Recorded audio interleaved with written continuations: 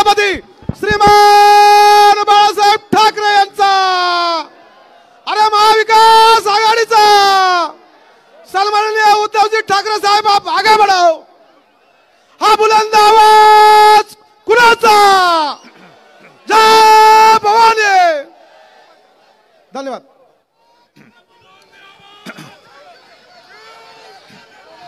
जमलेल्या माझ्या तमाम महाराष्ट्रप्रेमी बांधवांनो, भगिनींनो आणि मातांनो, या वर्षातली ही आपली तिसरी सभा आहे.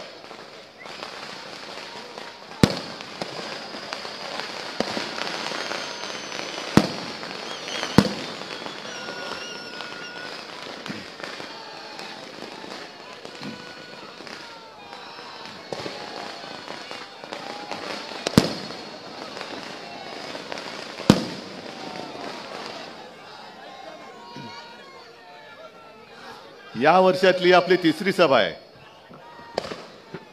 आणि या तीन सभांपैकी नेमकी मोठी कोणती हेच कळत नाही. कारण तिन्ही सभा आपल्या मैदान ओसंडून वाहणाऱ्या ठरलेल्या आहेत. हे तुमचं प्रेम जे आहे, हा विश्वास जो आहे, या विश्वासाला आणि या प्रेमाला मी कधी तडा काय चरोटा सुद्धा जाऊ देणार नाही, हे माझं तुम्हाला वचन आहे. मी उगाच काहीतरी पोकळ आश्वासनं देणार नाही, कारण मी जे करता येणं शक्य असेल तेच बोलतो आणि जे मी बोलतो ते मी करून दाखवतो. मी म्हणजे काही देवेंद्र फडणवीस नाही. नाशिक दत्तक घेणार होते, बरोबर ना? नाशिक दत्तक घेणार होते. नाशिकला सोडलं वाऱ्यावर आणि गद्दारानं डोक्यावरती घेतलं. म्हणून मी अशाही काही भाकड आश्वासनं देत नाही. उगाच काहीतरी मी आणखीन काहीतरी करून दाखवीन नाही. साध्या साध्या ज्या गोष्टी आहेत पण तुमच्यासाठी ज्या आवश्यक आहेत त्या मात्र मी नक्की करून दाखवल्याशिवाय राहणार नाही, हे माझं तुम्हाला वचन आहे. रोज 4-4, 5-5 सभा होत आहेत. आत्ताची आपली 5वी सभा आहे माझी. उद्या पण असंच करणार आहे. नाशिकमध्ये एक चांगली गोष्ट मला दिसली, तशी संपूर्ण महाराष्ट्रात दिसते, की शिवसेनेसोबत महाविकास आघाडी म्हणून जे जे पक्ष लोकसभेला एकत्र आले होते ते सर्वच्या सर्व पूर्ण ताकदीने आज देखील एकत्र आहेत.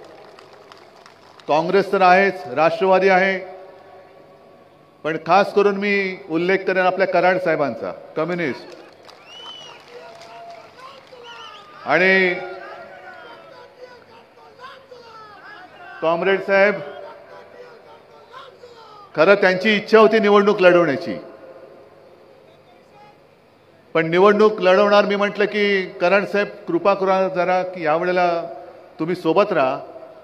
तुम्हाला विधिमंडळात नेण्याची जबाबदारी माझी. आणि त्याप्रमाणे त्यांनी एक क्षण पण लावला नाही. तत्काळ सांगितलं, उद्धवजी आमचा तुमच्यावरती विश्वास आहे, आम्ही पूर्ण ताकदीने महाविकास आघाडीचं सरकार आणण्यासाठी कटिबद्ध आहोत. आणि म्हणून कराड साहेब, मी जो तुम्हाला शब्द दिलाय तो सगळ्यांच्या साक्षीने दिलेला आहे. आणि तुम्ही माझी परीक्षा घ्या. नाशिक संपूर्ण जिंकून द्या, महाविकास आघाडीचं सरकार आणा, आणि मग मी ज्यांना ज्यांना शब्द दिलेत ते पाळतो की नाही ते तुम्ही पाहा. पहिल्या सभेची मला आठवण आहे, तेव्हा 23 जानेवारी होती आणि राम मंदिराचा सोहळा तिकडे चालला होता.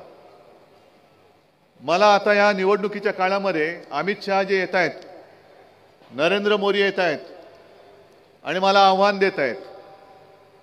अमित शहाना काय झाले, उद्धव बाबू, म्हटलं बोलो अमित शेठ. मला सांगितलं अब तक राम मंदिर में क्यों नहीं गए.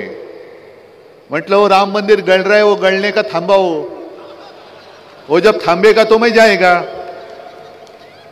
तुमची गळकी गॅरंटी, सडकी गॅरंटी, या गॅरंटीला आता महाराष्ट्रामध्ये थारा नाही. आता महाराष्ट्रात मोदी गॅरंटी चालत नाही, महाराष्ट्रात चालते ती शिवसेना प्रमुखांची ठाकरे गॅरंटी चालते. पण वेडी वाकडी म्हणजे ज्याचा या विधानसभेशी संबंध नाही असे सगळे विषय फेकायचे की तुम्ही गांगरून जायचं आणि त्यांना मतदान करून टाकायचं. मला वाटेल तर त्यांनी प्रश्न विचारू दे, मी त्याला उत्तर देईन. पण मी प्रश्न जे विचारेन त्याला मोदी आणि शहानी सुद्धा उत्तर देणं हे गरजेचं आहे. राम मंदिराचा विषय तुम्ही काढलात. ज्या वेळेला तुम्ही सगळा तो शो करत होतात, कोणी शंकराचार्य बरोबर नव्हते, तुम्हाला माहिती, मी बोललोय तेव्हा. पण मी त्याच वेळेला नाशिकच्या काळाराम मंदिरात गेलो होतो आणि हेच ते काळाराम मंदिर, ज्या मंदिरामध्ये आपल्याच हाडामासाच्या रक्ताच्या माणसांना प्रवेश बंदी होती म्हणून डॉक्टर बाबासाहेब आंबेडकरांनी सत्याग्रह केला होता. मी तिथे गेलो होतो. आणि मग तुम्ही राम मंदिराचा विषय काढलाय, काळाराम मंदिराचा विषय मी काढलाय. म्हणून मी इथे मिंद्यांपासून वरती मोदींपर्यंत सगळ्यांना विचारतोय की तुम्हाला जे मध्ये मध्ये प्रेम उतू जातं, मध्येच डॉक्टर बाबासाहेब आंबेडकरांचं प्रेम त्यानं येतं. आता काल हिंदू हृदय सम्राट बाळासाहेबांचं प्रेम आलेलं आहे. पण बाबासाहेबांचं प्रेम मोदीजी तुमचं उतू जात असेल तर मग मी तुम्हाला एक प्रश्न विचारतो, जो तुमच्या मिंद्यांना आणि देवेंद्रना विचारा, की काही दिवसांपूर्वी, 1-2 महिन्यांपूर्वी महाराष्ट्र शासनाने अल्पसंख्याक आयोग जो स्थापन केला, त्या आयोगामध्ये साधारणतः अल्पसंख्य म्हणून जे जे समाज येतात त्यांचा प्रतिनिधी त्याच्यात घ्यावा लागतो. मग सगळे असतील, जैन आहेत, बौद्ध आहेत, ख्रिश्चन असतील, पारसी असतील, मुस्लिम आहेत. मग तुम्ही यादी काढा आणि त्या यादीमध्ये एक सुद्धा माझ्या डॉक्टर बाबासाहेब आंबेडकरांनी जो धर्म स्वीकारला, बौद्ध समाज, त्याचा एक सुद्धा प्रतिनिधी आयोगात का घेतला नाही याचं उत्तर द्या आणि मग तुम्ही आम्हाला बाबासाहेबांच्या प्रेमाबद्दल शिकवा. एक सुद्धा नाहीये. मग कशाला हे थोतांड करताय? काल तिकडे शिवाजी पार्कला आले, ही बघा ना गर्दी माझी, ही मी नेहमी सांगतो, ही माझी वडिलोपार्जित संपत्ती आहे. काल शिवाजी पार्क अर्ध नाही, अर्ध्याहून जास्त रिकामं होतं, अर्ध्याहून जास्त रिकामं. त्याच्या आधी कुठे गेले होते देव जाणे, कुठे कुठे फिरतायत आणि खुर्च्यांशी संवाद साधून जात आहेत पुढे. मग त्यांनी काल एक सांगितलं, माझं नाव नाही घेत, हल्ली घाबरतात वाटतं, कारण गेल्या वेळेला नकली संतान बोलेपर्यंत त्यांची मजल गेली होती. शिवसेनेला म्हणजे सर्व तुम्ही इथे जे जमलायत त्यांना नकली सेना बोलेपर्यंत त्यांची मजल गेली होती. मग महाराष्ट्राने जो लोकसभेत कचका दाखवला तेव्हापासून जरा शत्रुघ्न सिन्हाचा जो डायलॉग आहे ना, जबान को लगाम दो, तसं हल्ली माझं नाव नाही घेत. मग त्यांनी सांगितलं की शहजादा म्हणजे कोण, राहुल गांधी यांच्या तोंडून बाळासाहेबांचं कौतुक करून दाखवा. पहिलं म्हणजे मोदीजी, मी मागेही बोललो होतो, बाळासाहेब हे तुमच्या वर्गातले मित्र नव्हते, बाळासाहेब हे हिंदू हृदय सम्राट आहेत. त्याच्यामुळे तुम्ही पहिलं त्यांना हिंदू हृदय सम्राट बोलायला शिका. आणि आठवण द्यायची म्हटलं तर महाविकास आघाडीची जी सभा शिवाजी पार्कला झाली होती, मी स्वतः होतो, माझ्या समोर राहुलजींनी आपल्या शिवसेना प्रमुखांच्या स्मारकाला अभिवादन केलेलं आहे. आणि मग जसं बाबासाहेबांच्या प्रेमाचं थोतांड जे तुम्ही सांगतात, मी बोललो तसंच जर तुमचं प्रेम हिंदू हृदय सम्राटांवरती खरोखर असेल तर तुमच्या अमित शेटना विचारा की बाळासाहेबांच्या त्या खोलीमध्ये, जी आम्ही खोली मानत नाही, आमच्यासाठी पवित्र मंदिर आहे, त्या खोलीमध्ये त्यांनी जो मला दिलेला शब्द हा का मोडलात? जो शब्द तुम्ही मला दिला होता तो तुम्ही मोडलात. ज्या शिवसेना प्रमुखांनी तुम्हाला पाठिंबा दिला होता, अगदी कठीण काळामध्ये पाठिंबा दिला होता, ती शिवसेना तुम्ही संपवायला का निघालात? तुम्ही माझ्याशी कसे वागला ते आता लोकांना माहिती आहे, पण तरी क्षणभर धरून चाला की मी तुमच्याशी नालायकपणा केला असेल तर तुम्ही माझ्याशी वैर घ्यायला पाहिजे होतं. तुम्ही शिवसेना प्रमुखांची शिवसेना संपवायला निघालात. पक्ष चोरला, चिन्ह चोरला, आणि त्या गद्दारांच्या प्रचाराला देशाचे पंतप्रधान येतात की देखो देखो कैसा गद्दार है, ऐसा गद्दार पुण्या दुनिया में नहीं है. एवढी लाजिरवाणी परिस्थिती देशाच्या राजकारणात आजपर्यंत कधी बघितली नव्हती आणि कोणी अनुभवली नव्हती. म्हणजे एखादा चोर समजा आपलं काहीतरी पाकिट मारलं किंवा घरी दरोडा घातला तर पोलीस त्याला पकडतात, पण तो चोर असं ते चोरीचा माल घेऊन फिरत नाही, बघ बघ हे तुझं मी चोरलंय आणि ते आता माझंच आहे. तसे हे सगळे गद्दार चोर. मी तर त्यांना जाहीर आव्हान देतोय, मिंदेनं आव्हान देतोय की जर तुम्ही खरोखर मर्दाची औलाद असाल तर तुम्ही माझ्या वडिलांच्या ऐवजी स्वतःच्या वडिलांचा फोटो लावून मतं मागून दाखवा. मग कळेल स्ट्राईक रेट म्हणजे काय असतो तो. तुम्ही लोकांना संभ्रमात टाकताय. माझं चिन्ह चोरून निशाणी जुनी दाखवून जणू काही असा आभास आणताय की हीच खरी शिवसेना. आणि मी निवडणूक आयोगाला सुद्धा वारंवार सांगतोय की तुम्ही चिन्ह माझं इकडचं तिकडे करू शकाल कदाचित, कारण तो तुमचा अधिकार आहे, पण शिवसेना हे नाव माझ्या वडिलांनी माझ्या संघटनेला दिलेलं आहे, ते बदलण्याचा अधिकार मी निवडणूक आयोगाचा मानत नाही, मानायला मी तयार नाही. पण या विधानसभेच्या निवडणुकीमध्ये मी राज्यभर जे काय फिरतोय, जसं मगाशी वसंतराव तुम्ही बोलत होतात की गुंडागर्दी वाढते, कोयता गँगची दहशत वाढते, ड्रग्ज सगळीकडे पसरतायत, काय कोण जबाबदारी घेणार त्याची? महिलांवरती अत्याचार वाढतायत आणि देवेंद्र कोणत्या युगामध्ये राहत आहेत? काल शिवाजी पार्कवरनं त्यांनी मला दुसरं एक आव्हान दिलं आणि सगळ्यांना एक आवाहन केलं की तुम्ही सगळ्यांनी मतांचं धर्मयुद्ध करा. करा ना. काय मतांचं धर्मयुद्ध म्हणजे काय असतं देवेंद्रजी, जरा सांगा ना आम्हाला. आमचं जे काय मशाल गीत आहे लोकसभेच्या निवडणुकीत आम्ही तयार केलेलं, जो तुमचा नोकर आहे निवडणूक आयोग, त्यांनी आम्हाला सांगितलं त्यातले 2 शब्द काढा. एक हिंदू हा तुझा धर्म आणि जय भवानी जय शिवाजी. हिंदू हा तुझा धर्म हे काढून टाकणारा तुमचा नोकर निवडणूक आयोग आम्हाला सांगतो आणि तुम्ही त्याच वेळेला सगळ्यांना सांगता धर्मयुद्ध करा. मग देवेंद्रजी नेमका धर्म आहे तरी कोणता तुमचा? आम्ही धर्माच्या नावावर मतं नाही मागितली. आज तुमचं जे काय चाललेलं आहे या भाजपचं, त्यांच्याकडे काय मुद्दे नाहीत. अरे धर्मयुद्ध म्हणण्यापेक्षा स्वतःची कर्म काय आहेत ती पहिली लोकांना सांगा ना, की आम्ही हे तुमच्यासाठी केलंय म्हणून आम्हाला मतं द्या. जसं मी सांगतो, मी 2.5 वर्ष मुख्यमंत्री होतो, पण 2.5 वर्षाच्या काळामध्ये करोनासारखं संकट हे संपूर्ण जगावरती आलेलं असताना देशामध्ये सातत्याने कोरोनापासून आपली जनता वाचवण्यामध्ये महाराष्ट्र नंबर 1 होता, नंबर 1. गुजरातमध्ये सार्वजनिक चिता पेटल्या होत्या, उत्तर प्रदेशमध्ये सार्वजनिक चिता पेटल्या होत्या, गंगेमध्ये प्रेत वाहत होती, पण महाराष्ट्रामध्ये असं एक सुद्धा मृतदेहाची विटंबना आपण होऊ दिली नव्हती. एवढंच नाही तर औषधं असो, ऑक्सिजन असो, रुग्णशय्या असो, कुठेही कसलेही कमी आपण पडू दिली नव्हती. त्या काळात सुद्धा मी शिवभोजन 10 रुपयामध्ये देतोय, अजून चालू आहे की नाही मला माहिती नाही, पण काही काळासाठी मोफत शिवभोजन आपण दिलं होतं. रोजगार आणत होतो. 6.5 लाख कोटीचे सामंजस्य करार आपण महाराष्ट्रासाठी केले होते. आणि त्याही पेक्षा महत्त्वाचं म्हणजे कोणी न मागता मी माझ्या नागपूरच्या पहिल्या अधिवेशनात शेतकऱ्यांना कर्जमुक्त करून दाखवलं होतं. मग असं काहीतरी सांगा.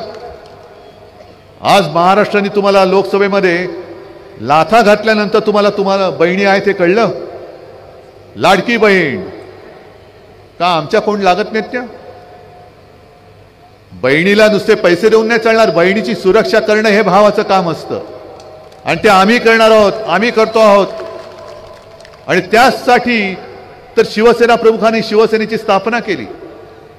माझ्या आजोबांचं दसरा मेळाव्यातलं पहिलं भाषण हे आत्ता सुद्धा माझ्या फोनमध्ये आहे आणि त्याच्यात त्यांनी स्पष्ट म्हटलंय की तुमच्या देखत तुमच्या समोर जर आपल्या आया बहिणीची कोणी छेड काढली तर काढकन त्यांच्या कानाखाली आवाज निघाला पाहिजे. ह्याच्यासाठी तर शिवसेनेची स्थापना झाली आणि ती शिवसेना तुम्ही संपूर्ण टाकायला निघालात. मी मराठवाड्यामध्ये गेलो होतो, विदर्भात गेलो होतो. 2 प्रोजेक्ट, एक तो नागपूरमध्ये आपण आणत होतो टाटा एअरबस, बोलणी चाललेली होती. मी मुख्यमंत्री होतो तेव्हा, जवळपास सगळं ठरत होतं.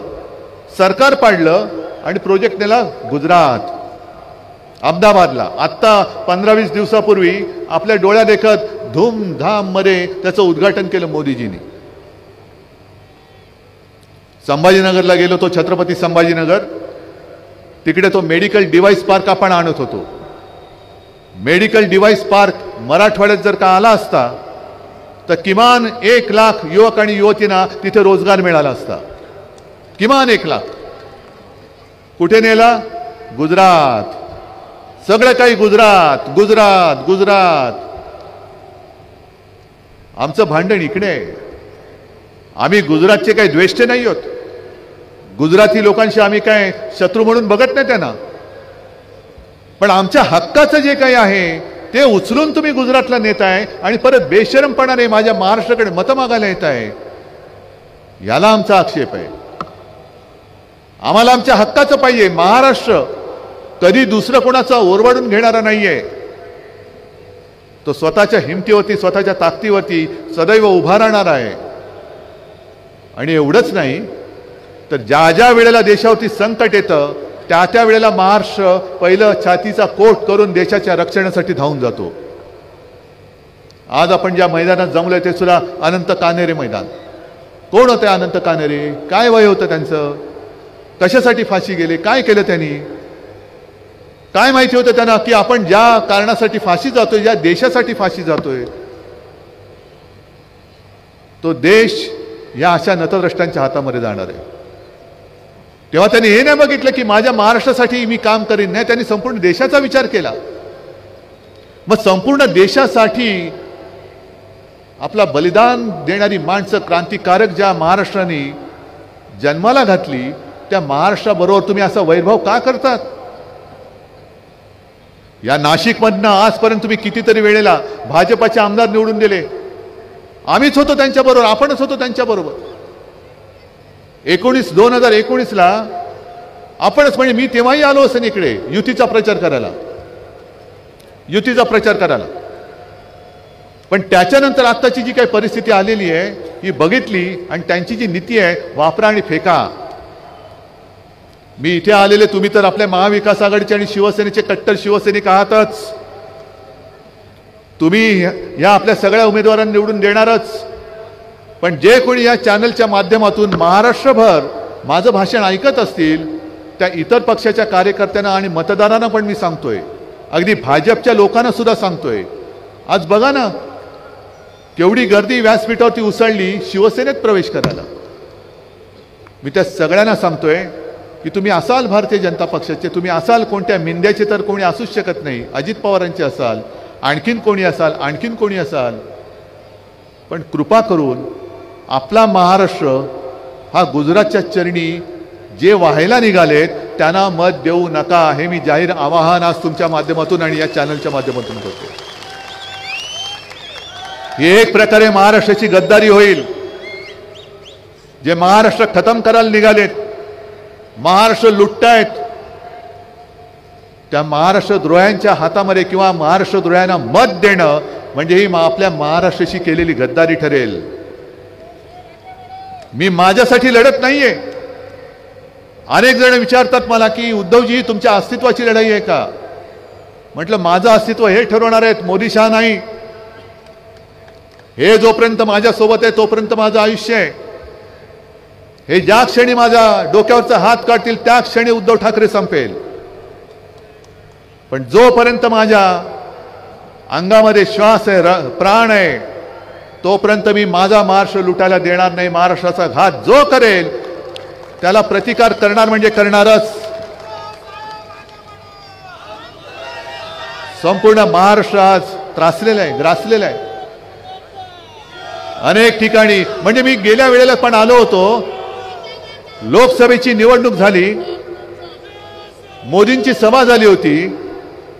आज सुद्धा ते चित्र माझ्या डोळ्यासमोरून हलत नाहीये.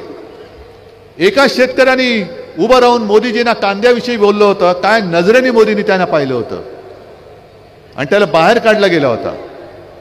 म्हणजे शेतकऱ्यांनी त्याच्या विषयाबद्दल प्रश्न नाही विचारायचे, नुसत्यांचं गुणगान गायचं, नुसत्यांचा उदो करायचा, पण आमच्या कांद्याला भाव कधी मिळणार हे विचारणं हा गुन्हा झालेला आहे. सोयाबीनला भाव कधी मिळणार हे विचारणं हा गुन्हा झालेला आहे. कापसाची खरेदी, कापसाला भाव कधी मिळणार, बेकारांना रोजगार कसा मिळणार हे नाही विचारायचं. हे विचारलं तर तुम्हाला आत टाकू, तडीपार करू.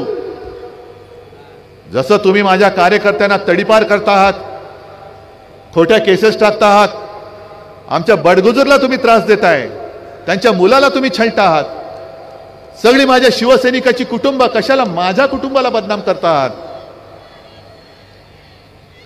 आम्ही माणुसकी पाळणारी लोक आहोत, आम्ही शंड नाही आहोत.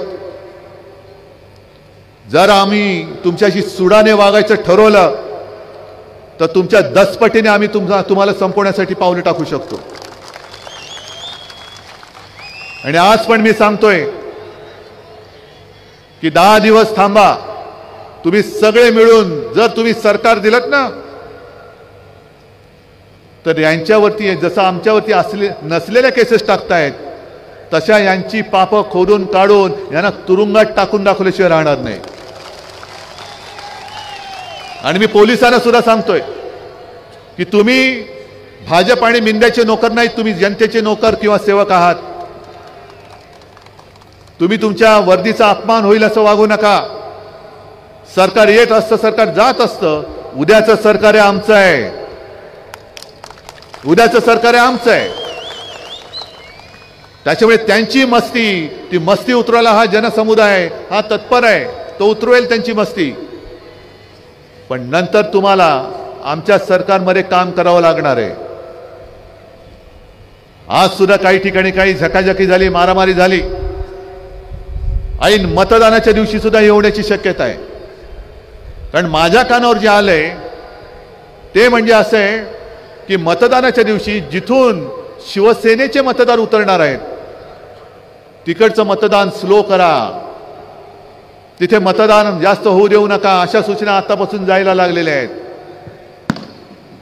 पण याद राखा, असं जर का आडकाठी करण्याचा प्रयत्न केला मग निवडणूक राहील बाजूला. आणि भाजपला मी आव्हान देतोय, हिम्मत असेल तर पोलीस बाजूला ठेवा आणि समोरासमोर येऊन लढा.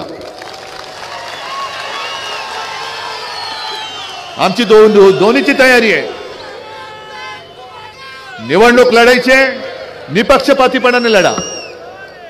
तुमचा ईव्हीएमचा घोटाळा त्याच्यात करू नका, आमच्या मतदारांना अडवू नका. आणि मग निपक्षपातीपणाने निवडणूक झाल्यानंतर जो जनता कौल देईल तो आम्हाला मान्य आहे. जर जनतेने आम्हाला सांगितलं घरी बसा, आम्ही घरी बसायला तयार आहोत. आणि तुम्हाला सांगितलं घरी बसा, तुम्हाला घरी बसावं लागेल. आणि मैदानात लढायचं असेल तर शिवसेना प्रमुखांचे शिवसैनिक हे आज सुद्धा तयार आहेत. पण तुम्ही तुमचं मग ED, income tax, CBI, police हे मध्ये आणू नका. त्यांना कॉमेंट्रेटर म्हणून तिकडे बाहेर ठेवा आणि करा या मैदानामध्ये. बघतो तुम्हाला. आमच्या लोकांना धाक दाखवताय, आमच्या लोकांना पैसे देऊन फोडताय. पण जे जे गद्दार म्हणून तिकडे गेलेले आहेत त्या गद्दारांना सांगतोय, अरे गद्दारांनो तुम्ही गेलात, आमच्यावरती उपकार केले. कारण आता अनेक नवीन तरुण हे तुमची जागा घेऊन तयार झालेले आहेत लढाईला. आणि मी बऱ्याच वेळेला जे बोलतो की झाडावरची जुनी सडलेली पानं ही झडलीच पाहिजेत. ती झडल्यानंतर पुन्हा नवीन कोंब उगवतात. तसं आज माझ्या शिवसेनेला ठिकठिकाणी कानाकोपऱ्यात नवीन कोंब उगवलेले आहेत. जुनी पानं सडून गेलेत, जी सडलेत ती झडून गेलेत.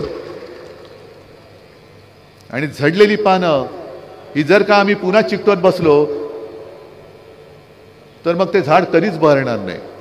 हे बघा ना कसं बहरून आले. हे खरं शिवसेनेचं काम आहे. हे शिवसेना प्रमुखांची पुण्याई माझ्या मागे उभी आहे. मोदीजी तुमच्या लक्षात नाही येणार. काल ते जे बोलले की शिवसेनेचा रिमोट कंट्रोल काँग्रेसच्या हातात दिलेला आहे. अहो तुम्हाला तो रिमोट कंट्रोल हातात घ्यायचा होता आणि 25-30 वर्ष आम्ही तुमच्या सोबत होतो. आमचा रिमोट कंट्रोल तुमच्या हातात नाही गेला तर मी काय तो काँग्रेसच्या हातामध्ये द्यायला काय वेडा आहे की काय? काँग्रेस आणि आम्ही सोबत जरूर आहोत, जसं तुम्ही आम्ही होतो. उद्धव ठाकरेंनी म्हणे शिवसेनेची काँग्रेस केली. अरे भाजपा नाही होऊ दिली तर मी काँग्रेस कशी काय होऊ देणार? पण यांनी गद्दारी करून सरकार का पाडलं? कारण यांना महाराष्ट्र लुटायचा आहे. हो मी स्पष्ट बोलतो. हा आरोप नाही, ही सत्य परिस्थिती आहे. कारण जर का तुम्ही बघितलं बऱ्याच सभेमध्ये मी बोललेलो आहे. जर विधिमंडळाकडे आपण पाहिलं, महाराष्ट्र शासन म्हणून पाहिलं, तो जो गद्दार डोक्यावरती तुम्ही बसवलात मुख्यमंत्री म्हणून, तो ओरिजिनल शिवसेना पक्षाचा. दोन्ही सभागृहाचे अध्यक्ष आणि सभापती जे आहेत हे सुद्धा माझ्या शिवसेनेचे. दोन्ही सभागृहाचे विरोधी पक्ष नेते आहेत. एक विजय वडेट्टीवार, हा सुद्धा पूर्वाश्रमीचा शिवसैनिक, आणि अंबादास दानवे तर आत्ताचा शिवसैनिक. अर्ध्याहून अधिक मंत्री हे शिवसेनेचे आहेत. मग तुम्हाला सगळे शिवसेनेचं तिकडे चालतंय, पण उद्धव ठाकरे चालत नाही. कारण उद्धव बाळासाहेब ठाकरे तुम्हाला महाराष्ट्र लुटू देत नव्हता आणि देणार नाही हे तुम्हाला माहिती होतं. म्हणूनच तुम्ही तुमचे बूट चाटणारे गद्दार तुमच्याकडे घेतले आणि महाराष्ट्र लुटायचा कार्यक्रम चालू ठेवलाय. आपण जे काय करतो आहोत, मी कालच्या संभाजीनगरच्या सभेत सुद्धा सांगितलं की स्वतः शिवसेना प्रमुखांना शाळेची फी भरायला पैसे नव्हते म्हणून 7वी मध्ये शिक्षण सोडायला लागलेलं. माझ्या आजोबांना म्हणजे प्रबोधनकारांना सुद्धा साधारणतः 6वी-7वी मध्येच शिक्षण सोडायला लागलेलं, कारण पैसेच नव्हते घरामध्ये.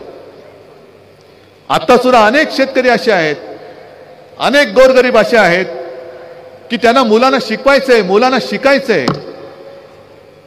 वयोमानाप्रमाणे आता ते शिकू शकत नाहीत, पण त्यांच्या मुलांना त्यांना शिकवायचंय. पण एक तर शेतकऱ्याच्या डोक्यावरती कर्ज आहे, घर चालण्याची पंचायत आहे, घरी घर खर्चाला पैसे येत नाहीत, मग मुलांना शिकवायचं कसं? आणि म्हणून जे मी ठरवलेलं की आपलं सरकार आल्यानंतर जसं मुलींना मोफत शिक्षण दिलं जातंय तसं माझ्या महाराष्ट्रात जन्मलेल्या प्रत्येक मुलाला मी मोफत शिक्षण दिल्याशिवाय राहणार नाही.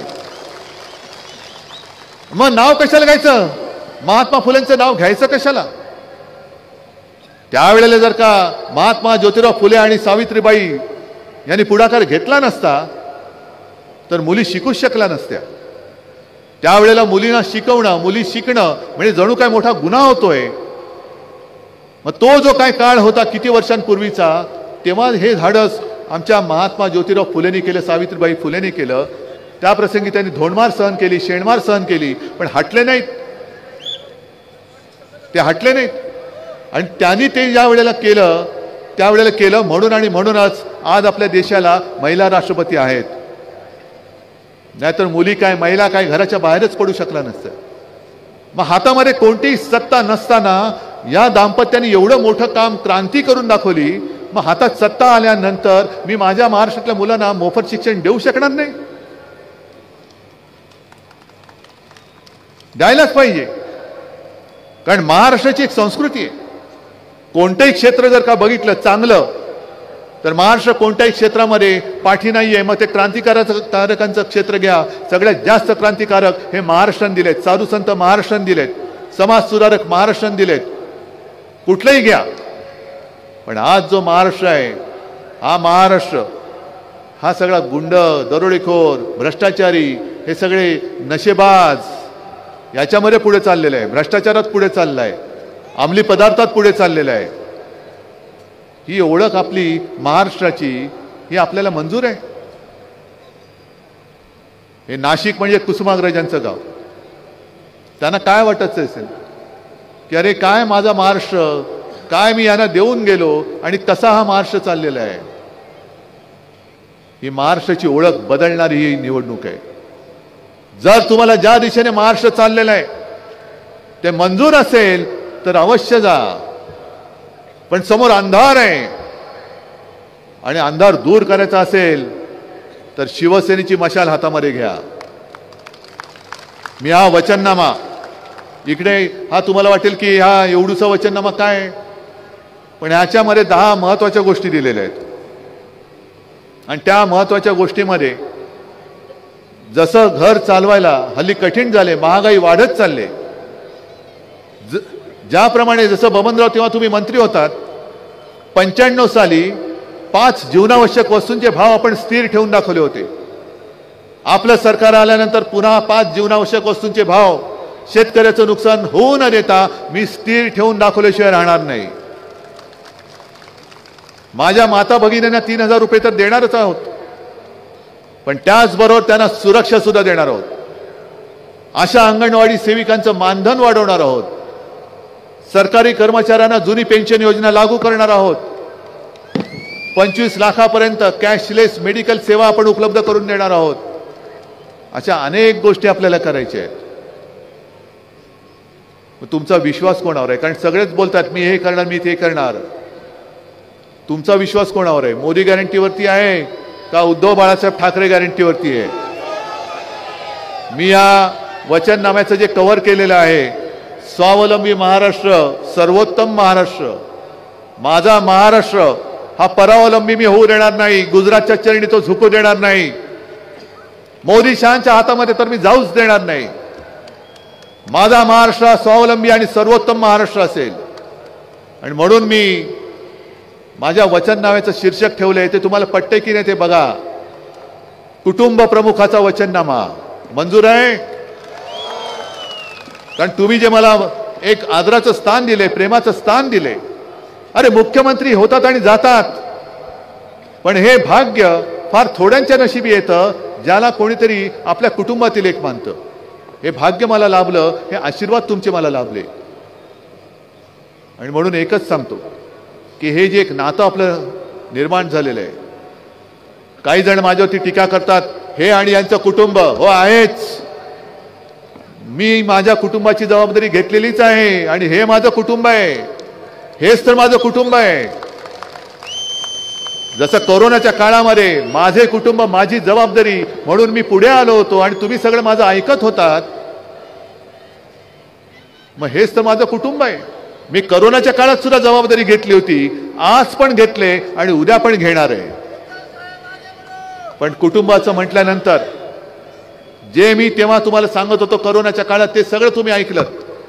त्याच नात्याने मी आज तुम्हाला सांगतोय, तमाम जनतेला सांगतोय की तुम्ही कोणत्याही पक्षाचे असाल, पण जो जो महाराष्ट्राचा घात करायला निघालाय, जो आपला महाराष्ट्राचा गुजरात करायला निघालेला आहे, अशा कोणत्याही उमेदवाराला मत तुमचं मिळता कामा नये, मत जाता कामा नये. प्रत्येक मत हे तुमच्या भविष्यासाठी आणि आपल्या महाराष्ट्रासाठी त्या 20 तारखेला पडलं पाहिजे. मंजूर आहे? सगळे जरा हात वर करून सांगताय. मग एवढे हात जर का एकत्र आले तर कोणाची हिंमत आहे महाराष्ट्र लुटायची? बस मग या हाताने येत्या 20 तारखेला हे पवित्र काम तुम्हाला करावंच लागेल. आणि आपली निशाणी काय? मशाल. जिथे जिथे मशाल असेल तिथे मशाल. हाताचा पंजा असेल तिकडे हाताचा पंजा, आणि जिथे तुतारी असेल तिकडे तुतारी. धन्यवाद. जय हिंद, जय महाराष्ट्र. धन्यवाद साहेब.